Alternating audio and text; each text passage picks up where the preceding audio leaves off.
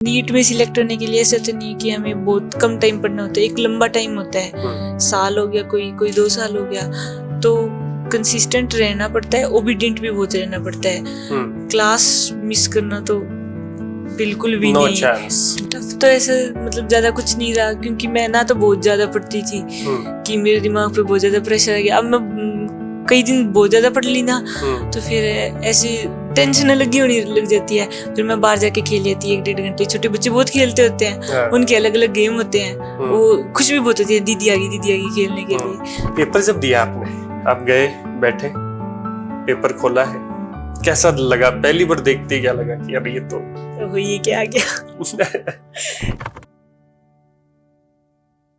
कामयाबी की सबसे सीधी राह होती है कि जब आप डर रहे हो तब भी आप चले, जब आप गिर जाओ तो आप फिर से उठे, और जब आप थक जाओ तो सिर्फ इतना याद रखें कि जो ठहर गया है वो वहीं रह गया है। इसी को अंग्रेजी में एक शब्द में कंसिस्टेंसी कहते हैं और हिंदी में से निरंतरता कहते हैं। मेरे साथ में आदिति हैं, आप अभी नीट में सिलेक्ट हुई हैं 2025 में जो रिजल्ट आया है। इनके पिताजी हैं जो शिक्षक हैं, अध्यापक हैं, और अब माताजी हैं गृहिणी। अदिति, मेरा पहला सवाल आपसे यही रहेगा, ये कंसिस्टेंसी, जैसे हम बात करते हैं कि नीट में कंसिस्टेंसी बहुत इंपॉर्टेंट है, अब लगातार आपको पढ़ाई करनी होती है, इसके अलावा क्या और इम्पोर्टेंट चीज होती है? अगर आप नीट में सेलेक्ट होना चाहते हैं उसके लिए सबसे इम्पोर्टेंट चीज क्या है आपके हिसाब से? नीट में सिलेक्ट होने के लिए ऐसा तो नहीं कि हमें बहुत कम टाइम पढ़ना होता है, एक लंबा टाइम होता है।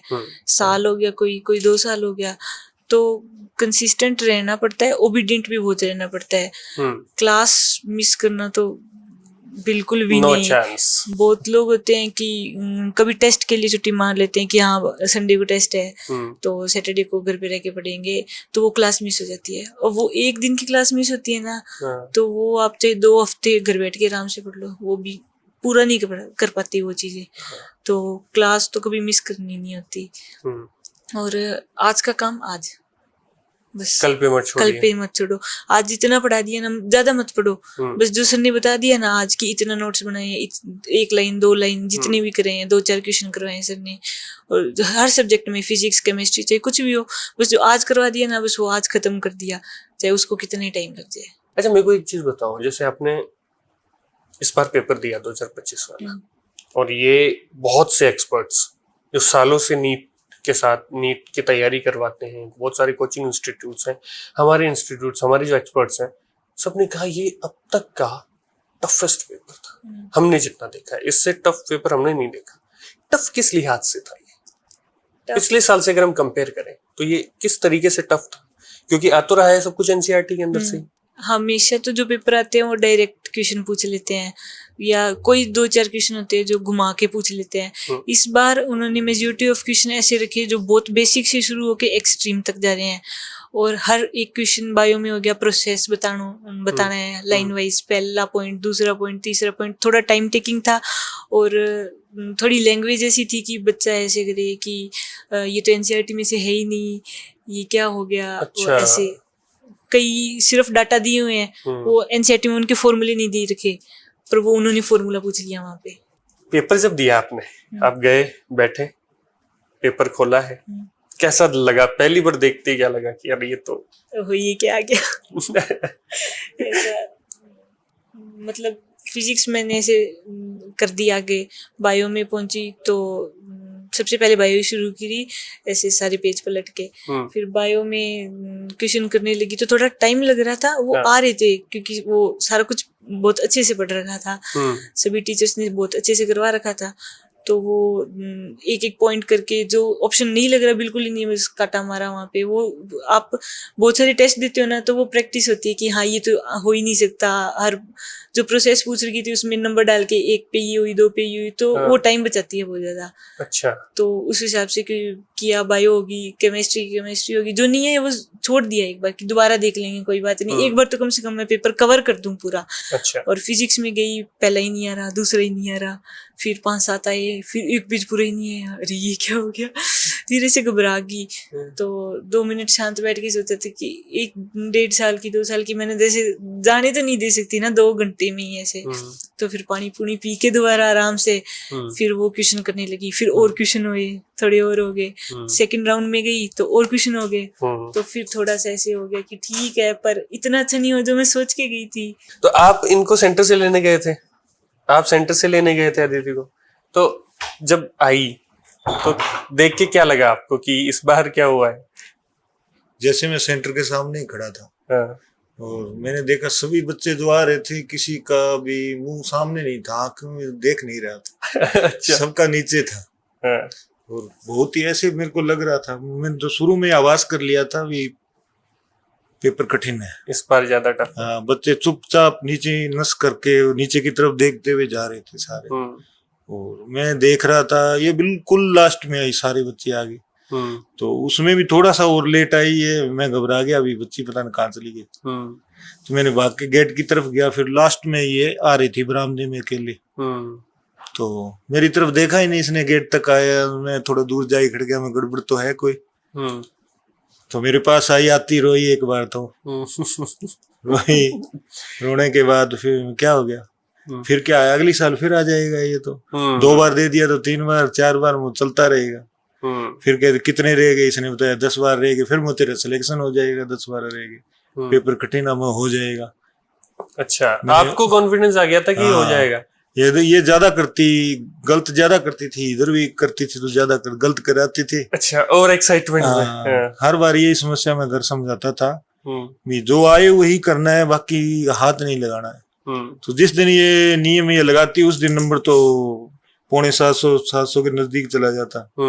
और जब ये ज्यादा 720 में 720 लेने के चक्कर में रहती उस दिन थोड़ा 650 भी चली जाती थी। अच्छा, तो मैंने इसको अंदर भेजा, तभी लास्ट में यही कह के सबसे पहले बायो करनी है, उसके बाद केमिस्ट्री करनी है और फिजिक्स के लास्ट में हाथ लगाना है।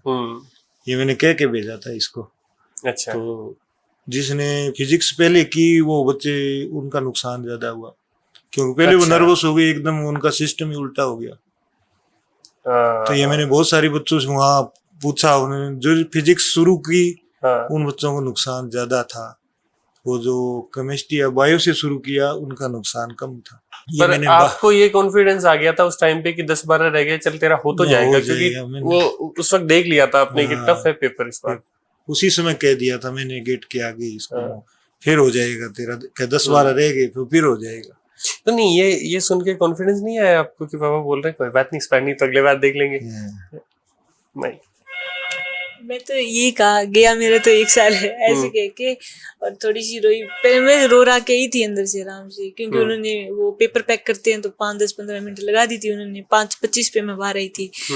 तो फिर ऐसे कहा कि मैं क्या नहीं होएगा ये वो, और कुछ है ना 2-4 बच्चे बहुत हंस रहे थे। अच्छा। उनको देख के मैं ऐसे हो रही, इनका तो अच्छा हो गया लगता है।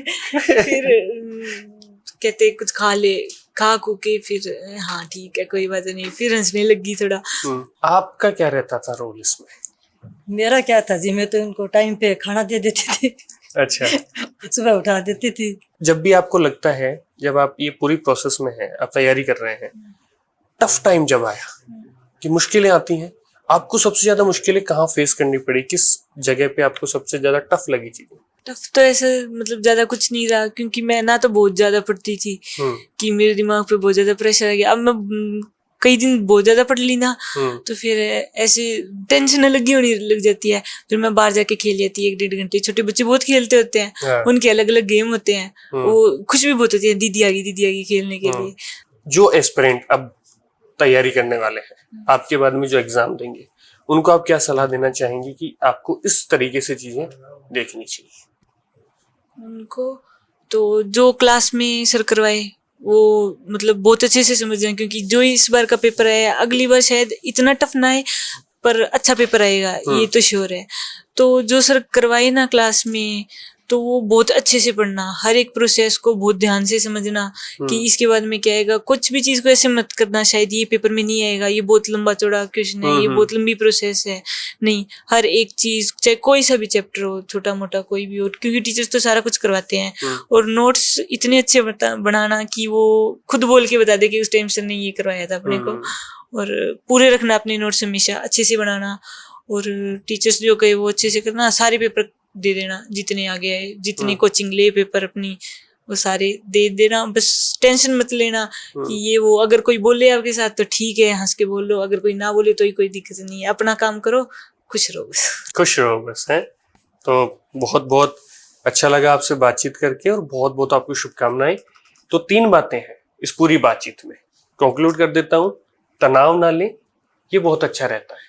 तनाव नहीं लेंगे तो भी आप अच्छा कर लेंगे। दूसरा, जो क्लासरूम में पढ़ाया जा रहा है उसको क्लासरूम में अच्छे से पढ़ लें, क्योंकि जो लिखा हुआ है जरूरी नहीं है कि वही चीज आपको पेपर में भी दिखेगी। प्रोसेस बहुत इंपॉर्टेंट होती है और वो प्रोसेस इस बार इन्होंने बताई है। और तीसरा, खुश रहे, आराम से आराम से कर लेंगे। खुश रहेंगे तो बहुत बेहतर आप कर सकते हैं। आपने बहुत अच्छा अचीव किया, आपको बहुत बहुत शुभकामनाएं। धन्यवाद, नमस्कार।